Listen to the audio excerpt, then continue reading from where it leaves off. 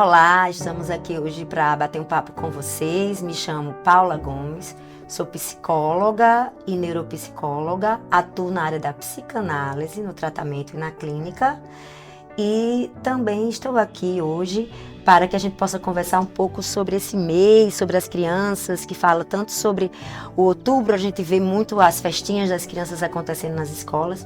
Estamos aqui hoje, eu e minha colega, para conversar um pouco com vocês sobre isso. E eu sou Vanessa Dantas, psicóloga, gestalterapeuta e musicoterapeuta.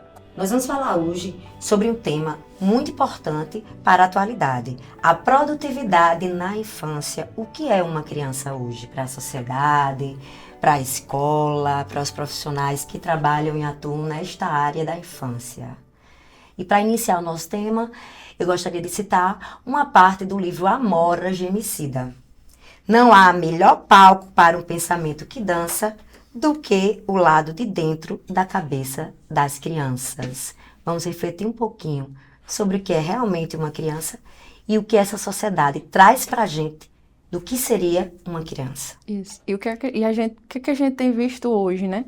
É uma infância que está sendo adultizada, né? As crianças hoje, elas estão perdendo o direito de ser criança, de viver a infância, de viver o brincar e sendo cada vez mais exploradas, né? A gente tem as redes sociais nesse algoritmo de querer ser visto, de querer curtida, né? De querer ser visualizado a fim de uma monetização.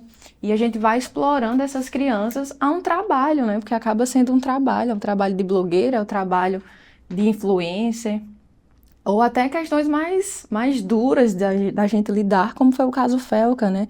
Que aconteceu agora recentemente, uma denúncia de exploração com essas crianças, e como que isso tem influenciado a forma delas se verem no mundo, né? De atuarem no mundo. E o que é muito preocupante, né? Porque às vezes a gente é abusado, a gente é explorado, e a gente não enxerga e acha que o outro está nos fazendo um grandiosíssimo favor, não é? É justamente... O capitalismo, ele faz isso, né? Porque o capitalismo, ele vem trazer a criança como um produto. E que também tem que produzir algo, né? Que tem que ser qualificada, uma criança que ela está aí para ser criança, com esses pensamentos que dançam, com as brincadeiras, com as coisas típicas de criança. E aí a criança hoje, ela é cobrada para viver experiências de qualificação. Isso. Principalmente as crianças que a gente enxerga nas clínicas, né, que são neurodivergentes, elas estão lotadas de coisas para fazer durante a semana inteira, né, com uma qualificação, digamos assim, para a infância. Em busca de uma performance, né? Em busca de uma performance, isso. As crianças típicas não têm não tem rotina de terapias, mas tem uma outra rotina, né? A natação, é o inglês, é o xadrez, que não é que não seja importante, né? Mas a gente precisa também equilibrar, não pode estar só num polo, né? E também perceber as demandas da própria criança. Isso. Porque quando a gente quer que a criança seja o destino do nosso futuro de civilização, a gente quer que ela produza. Então, e aí quando a gente quer que ela produza, a gente vai exigir dela que ela praticamente não seja criança. E de né? repente a gente não vive essa infância. Desperta nela um comportamento ansioso, né? De onde é que eu vou chegar? Será que eu já cheguei? Só que você nunca chega, né? Porque nunca é suficiente. A gente vive numa época que nada é suficiente. Né? E a gente tem visto crianças, tanto na clínica quanto nas escolas, e em outros espaços que são ocupados por crianças, porque são crianças, né? Elas ocupam os espaços escolares, elas passam muito tempo na escola, e a gente vê espaços e vê crianças muito ansiosas. Antigamente, as pessoas diziam assim, mas as crianças não eram ansiosas. Provavelmente sim. Mas hoje também, a gente tem um olhar voltado para essa infância. Então, quando a gente tem essa preocupação e esse olhar voltado, a gente começa a enxergar coisas que antes a gente não via. Também tem isso. E aí a gente enxerga hoje, né? Não que não existisse antes, mas nós enxergamos hoje, na contemporaneidade, crianças extremamente ansiosas. É um sofrimento profundo, né? Crianças com depressão. Né? Crianças que vêm de uma pandemia, que estavam reclusas em casa, estavam fechadas em casa, convivendo nas relações familiares. Quais eram essas relações familiares, né? Que hoje a gente convive com essas crianças nas escolas, em todos os meios que a gente vive, e a gente vê que isso também é fruto de relações que vieram, e aí são advindas também de uma pandemia, de uma vida reclusa, e de uma potencialização de uma vida familiar. Exato. Só voltando um pouco que você estava falando, eu me lembrei de um livro, né, Gestalterapia com Crianças, que lá tem um tópico sobre esse surgimento do que é a infância, né? E aí o olhar cuidadoso para a infância se dá a partir desse olhar de que é uma criança que vai produzir no futuro.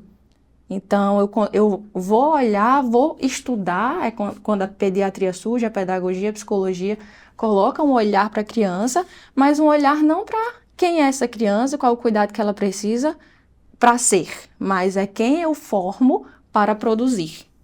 E esse mesmo papel de produtividade da criança é o papel que incumbiu os professores de acabar com todos os males que a sociedade poderia gerar para a criança. Né? Essa é a concepção iluminista da época de Rousseau, Sim. que assim, o professor ele veio para sanar os males que a sociedade pode causar às crianças, né? Mas aí, quando se pensa em heróis, a gente também lida com a cultura do fracasso, que é uma cultura que a gente é circundada. Nós somos envoltos dessa cultura do fracasso. E a gente vê crianças também que não aceitam perder. A gente vê crianças que acham que o erro é um fracasso. Crianças que são criadas para serem perfeitas. Crianças que não lidam bem com as frustrações. Então, tudo isso é fruto de uma sociedade que quer que as crianças produzam, que cheguem no pódio. E aí a gente também precisa pensar, o que eu estou pensando aqui agora, é o espaço da experimentação de ser, né? Porque a criança, ela está ensaiando para, entre várias aspas, né? Está ensaiando para ser quem vai no futuro. Então, quais experiências essa criança está tendo, né? Como que eu me frustro? O que é que me frustra? O que é que para mim é um fracasso? O que é que o fracasso significa para mim? Porque nós somos seres relacionais, a gente vive imersos em vários estímulos, né? E aí tudo isso influencia e nos constitui enquanto ser. E a gente vai falando da infância, e aí uma coisa muito interessante, Veria Connelly é uma escritora da atualidade, né? E que ela veio dizer assim, é preciso que os pais, eles atravessem a infância deles, para que eles possam conduzir a infância também dos seus próprios filhos. Porque às vezes a gente esquece que um dia a gente foi criança, né? A gente olha para a criança chorando, não chora não. Mas não consegue perceber que aquele choro é um choro legítimo, né? De uma criança que sofre. Não, mas porque é uma besteira, nossa, mas para a realidade da criança, não é. E a criança, ela é fruto da cultura do meio em que ela vive. Sim. Então, a gente enxerga a criança não como um mini adulto, que a gente está falando também Exato. Sobre essa questão de adultização, mas a gente precisa enxergar a criança como produto do meio que ela vive. Né? O meio cultural, familiar que ela vive. Um termo que eu não admiro muito, digamos assim, é o termo da família funcional. Sim. Como assim? Uma família que funciona ou uma família que não funciona? Mas qual é o parâmetro para isso? Porque todos nós fomos um dia crianças, antes de ser pais ou mães solo, que a gente vê muito isso, ou famílias homoparentais, nós fomos filhos e filhas, né? De uma cultura familiar. Nós somos filhos e filhas de uma sociedade, né? Que é machista, né? Uma sociedade que traz muitas coisas e que nós fomos construídos dentro dessa sociedade. Tem uma estrutura que a gente precisa seguir, né? No momento que a gente sai um pouco dessa estrutura, a gente é violentado. Exato. E aí, quando a gente esquece disso, aí a gente diz essa família é disfuncional. Porque ela não está conseguindo dar conta de educar a sua criança, mas aí a gente também acusa e tira o papel da sociedade, o papel da escola, o papel da cultura em que a gente vive, que essas famílias também vieram a serem constituídas e criadas diante disso. A gente tira o olhar para isso, né? E hoje no Brasil a gente tem o Estatuto da Criança e do Adolescente, né? Que é essa união de forças da escola, da família e do Estado, né? Porque a gente é um ser biopsicossocial, então no social a gente vai precisar da família, a gente vai precisar do Estado com políticas públicas para garantir uma boa educação, para garantir o lazer, garantir a saúde, que tudo isso faz parte da saúde, né? Também a gente não, é importante a gente pensar que a saúde ou a infância como o todo, né? Porque o adulto ele também está imerso no mesmo mundo, só que ele está imerso com a maturidade cognitiva, corporal, de um tempo muito maior, né? Com a pessoa de 30 anos, tem muito mais vivência, tem um fundo de vividos com mais repertório, né? Com mais referências. A criança ela ainda está nesse processo de construir essa referência, de colocar, de preencher esse fundo de vividos, né? Então, quanto mais experiências, a gente vai tendo a possibilidade de saber o que gosta, de saber o que é que não gosta, do que é que faz sentido para mim, do que é que não faz sentido para mim. E é na relação com o outro, na relação com o mundo, que eu vou me dando conta, né? Que também o objetivo da terapia é esse, né? Trazer a consciência de como eu sinto, de quem eu sou no mundo, para que eu possa me apropriar daquilo que eu sou e seja, né? E na infância, né? A terapia ela vem muito para fazer com que a criança ela possa começar a criar a sua própria fantasia. Sim. Daquilo que ela observa, essa fantasia é fruto do meio. Então, o que ela vê na família, o que ela assiste, a forma como ela acessa essa cultura, que é muito importante, a criança ter acesso à cultura. A cultura que eu falo é cinema, é música, teatro, que você quer musicoterapeuta, dança, a arte, de uma certa forma. Essa questão do uso do celular, que às vezes rouba essa possibilidade de criação da própria criança. E aí, quando ela tem contato com a cultura, é que ela vai também tendo contato com a criatividade, de criar a sua fantasia. E a de criar aquilo isso, que ela né? acha. De possibilitar o absurdo, de possibilitar o exagero. Né? De possibilitar a extravagância do que é ser uma criança. Exato. De ela poder ser, de ela poder tentar ser, dela poder pensar, ou pelo menos experienciar esse ser dela, né? E aí você falou isso, eu lembrei de que existem muitos vídeos no YouTube que há crianças brincando. Então, outras crianças vendo crianças brincando. Né? Qual é o sentido? Eu não brinco, eu só observo. Então, qual é a experiência do brincar? Que é um momento extremamente importante para você fazer elaborações daquilo que você sente, né? Que se eu vivo uma situação de hospitalização, de repente eu posso simbolizar na brincadeira aquilo que foi vivido e é uma forma de eu dar conta do que é difícil. Então a brincadeira, né, na infância, ela também tem esse papel, né? Aproveitando, já falando de brincadeira, eu vou mostrar aqui para vocês um livro, O Menino que Brincava de Ser. Né, foi um livro que eu aprendi com uma professora, inclusive Ana Lúcia, na faculdade. Maravilhoso. E aí ela passou esse livro pra gente ler. E o livro é O Menino que Brincava de Ser. Esse livro, ele fala sobre Dudu, a história de Dudu. Dudu, ele gostava muito de brincar de ser. Brincava todos os dias na escola. Aliás, acho que foi ele quem inventou essa brincadeira. É um livro de Martins. E aí, nesse livro, Dudu, ele gostava de brincar de ser menina. E os pais de Dudu, em específico o pai, começou a achar que Dudu tinha algum problema. Dudu gostava de se vestir de menina, de brincar de ser menina. E ele tinha uma irmã. E aí o pai começou a dizer, esse menino tem algum problema para a mãe, e para a mãe dele, para a avó de Dudu, porque esse menino, ele não quer brincar de futebol. Ele não quer brincar de carrinho, ele quer brincar de ser menina. Eu vou levar ele para um psiquiatra. Veja bem a patologização da infância de uma simples brincadeira. E quando você sai da estrutura de que a sociedade está, ou você patologiza, né? Exato. E aí Dudu fala assim, vai conversar com a avó, e aí ele descobre para a avó que ele brinca de ser menina porque o pai quer obrigar ele a fazer as coisas que o pai gostaria que ele fizesse, como, por exemplo, jogar futebol, participar de coisas que era do desejo do pai.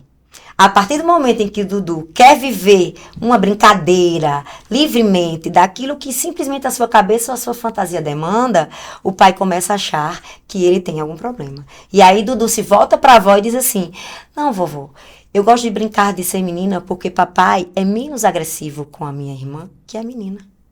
Talvez, se eu fosse menina, ele seria bem mais atencioso, menos agressivo comigo. E a brincadeira denuncia uma necessidade também, né? E a brincadeira denuncia um sintoma Sim. que é da família e que a criança traz como uma saída para criar uma fantasia que seja mais amena a uma cultura familiar que é bem mais rígida. Então, quando a gente percebe o que acontece como sintoma nas famílias e que a criança ela reflete isso, há de se refletir também, né? Há de se pensar sobre como essas famílias estão sendo constituídas hoje. Né? Diante da demanda da criança do brincar, diante da demanda da criança de apenas ser.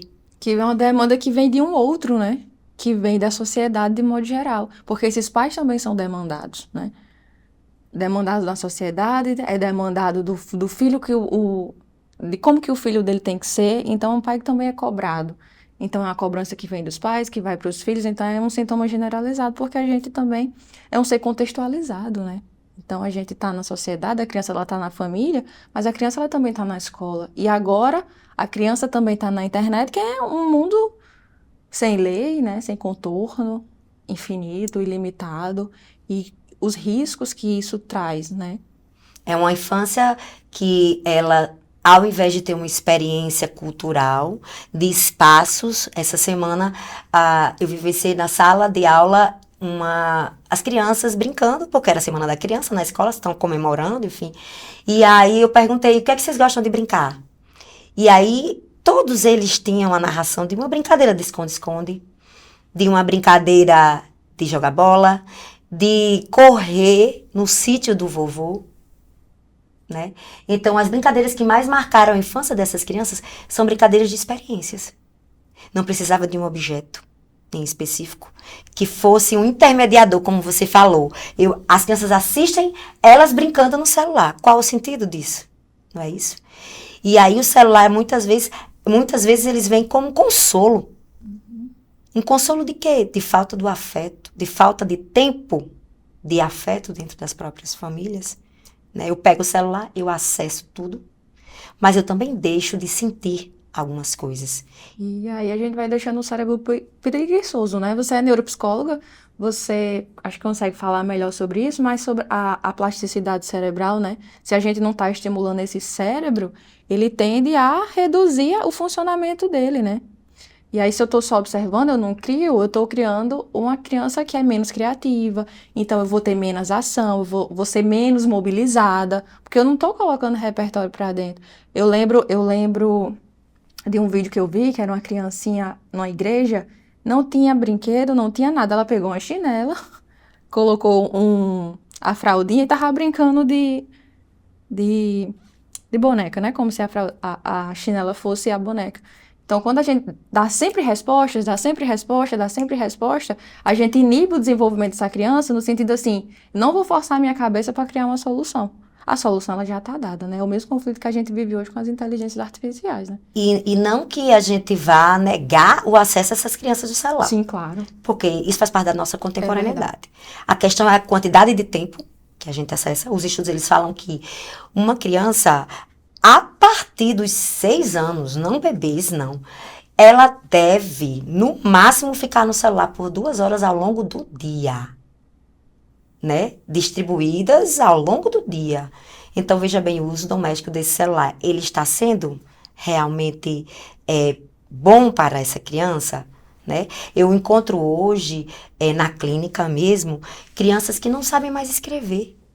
Elas não sabem mais produzir palavras e vocabulários, e mesmo na redigir palavras. Elas não conseguem soletrar as palavras mais, quando elas vão escrever na hora da escrita, por causa do uso do celular. Que a gente vem e patologiza, né? Aí, uma criança que tem dificuldade na aprendizagem, então tem tal diagnóstico. Sim. É uma criança que não consegue... Uma criança que vem da pandemia com relações sociais restritas, é uma criança que não sabe socializar ainda, né? Não aprendeu, não tem esse repertório. É uma criança que tem tal diagnóstico. Então, é preciso um olhar mais cuidadoso, mais delicado, colocar uma lupa muito maior e ver como que o contexto é. Porque mesmo a criança que ela tem essa condição neurológica, né? A gente precisa...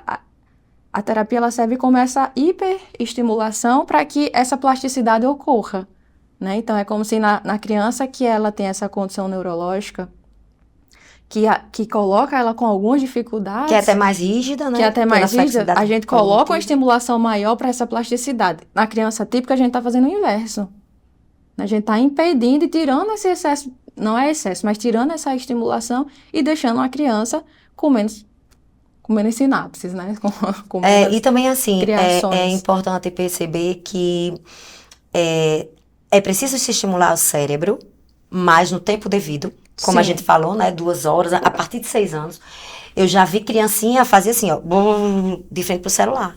Uma pessoa no celular fazendo um diálogo com um bebê e a criança olhando o celular, né?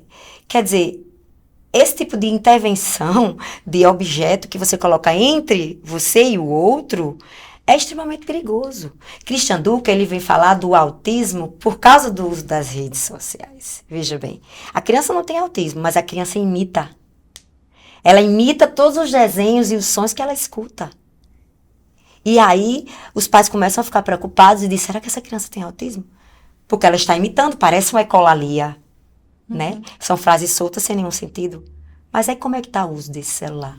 Crianças que chegam na clínica e dizem assim, essa criança tem TDAH. Ela dorme? Não, ela vai dormir 11 horas, 1 hora da manhã no celular. Como que é o preparo de sono dessa criança na tela? Só que luminosidade retira o sono, né? Porque a melatonina... Não tem higienização do sono cerebral. Exato. A criança está com a atividade cerebral dela completamente agitada. Então, assim, como nós estamos falando sobre essa produtividade na infância e sobre o que é ser uma criança, a gente também está trazendo aqui todos esses processos contemporâneos da utilização do celular, de uma família funcional, disfuncional, que a gente comentou sobre o que seria isso, e simplesmente a história de Dudu falando sobre uma criança que brincava de si. E a patologização dessa infância, a medicalização dessa infância, para a criança continuar sendo algo projetado pela sociedade e pela família, como um ser que tem que alcançar uma margem de produtividade. Que nunca é suficiente, né? Porque é igual aquela história, deixa a meta aberta, quando a gente atingir a meta, a gente dobra a meta. Então nunca alcança, nunca é suficiente, chegou, é mais. E a ansiedade, né? E sobre o que a gente está comentando, né? Sobre essa produção de uma criança com o uso do celular, eu posso até recomendar para vocês esse livro aqui, que é muito bom, de Julieta Jerusalinski. É um livro que não é... As pessoas não sabem muito que ele existe, mas é um livro que é muito bacana e que ele fala um pouco sobre essa orientação desses pais, de como esse uso pode atrapalhar a interação familiar, na sociedade e também o desenvolvimento dessa criança. Porque nós somos seres relacionais e no mundo, né? Então, assim, a gente se constitui no outro e com o outro, não é? Então, quem eu sou depende das relações que eu estabeleço e da qualidade dessas relações, né? Dudu, qual era a qualidade da relação que ele tinha com esse pai, né? Como que o pai, como que a criança tentava comunicar uma necessidade e como que o pai tentava comunicar uma necessidade que era dele, né? Necessidades diferentes. Então, como que juntos a gente vai co-criar uma solução para o conflito da criança e para o conflito do pai? Porque não tem resposta pronta, né? Existem construções e a partir dessas, de como que eu sinto, de como que você sente, a gente cria o que é possível, né, dentro da realidade que eu vivo. E a própria constituição, que a gente chama do sujeito, todos nós somos sujeitos. Então, essa criança se constitui como sujeito através desse meio, dessa cultura. Isso. Os pais já se constituíram como na infância, e hoje são pais, e são tutores, e são cuidadores, né? E aí eles também têm uma constituição deles. E às vezes, eles querem muitas vezes colocar essa constituição, que é própria do sujeito, do pai, da mãe, da função paterna, da função materna, na criança. Uma imposição. Eu quero que meu filho seja médico. Ele vai ser um doutor quando ele crescer, ele vai ser um jogador de futebol, ele vai ser... E aí vai projetando, né, na infância, aquilo que muitas vezes eles não conseguiram até alcançar, e eles projetam nos filhos. E aí você perde o aqui e o agora. Você perde de viver agora, né, se projetando para um futuro. E perde a demanda que é própria da criança. Isso. Essa criança é um sujeito em formação. E essa criança também traz essa demanda. Então, nós precisamos também escutar a criança. Porque ela vai nos apontar. Ela vai nos dizer o que ela está sentindo. Só que aí, hoje ainda na sociedade, as pessoas esquecem de escutar as crianças, como se elas não tivessem nada a contribuir, né, para a sociedade e para nós, enquanto educadores, professores, quem é, psicólogos, a gente já trabalha com essa escuta infantil. Então já fica algo um pouco mais leve, porque a gente trabalha com a escuta. Mas quem traz a criança para a clínica são os pais. Quem traz o adolescente para a clínica. E aí o que me vem quando você fala é, talvez, esse esquecimento, eu já vejo assim, a criança ela não tem importância, né? A criança ela precisa atender uma expectativa do pai e ponto.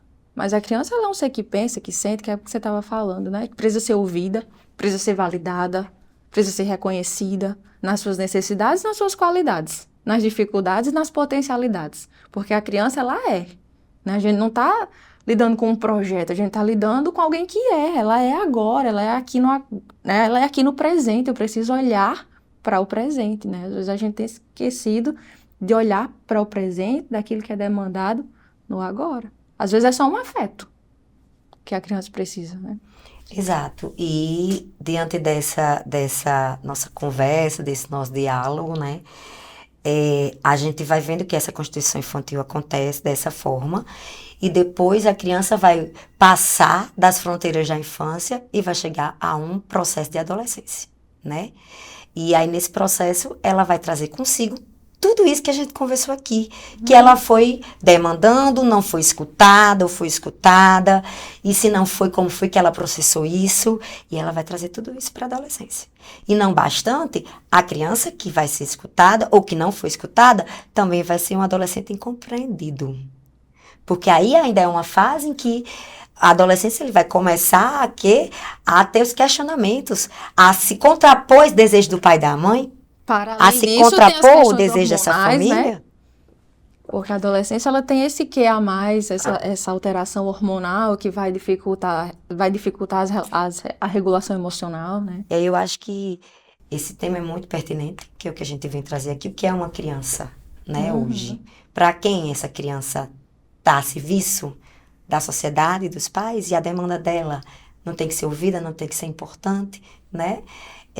Ela é um ser que está em Constituição, mas ela já é um sujeito que existe. E ela já é um sujeito que existe. E aí, para essa existência acontecer da melhor forma possível, é preciso que ela possa ter o seu faz de conta, é preciso que ela possa ser escutada, para que essas demandas sejam também ouvidas, né? Para que ela não possa ser uma criança taxada como uma criança que tem uma hiperatividade porque tem TDAH, que é uma criança que não consegue ficar parada porque tem autismo, que não consegue, porque a sua demanda não é ouvida. Então ela não vai conseguir dar uma resposta que a sociedade quer, porque ela tem uma própria demanda dela enquanto criança.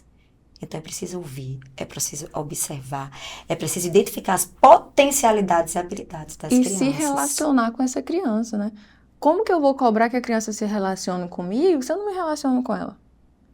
Como que eu vou cobrar que a criança fale comigo se eu não falo com ela?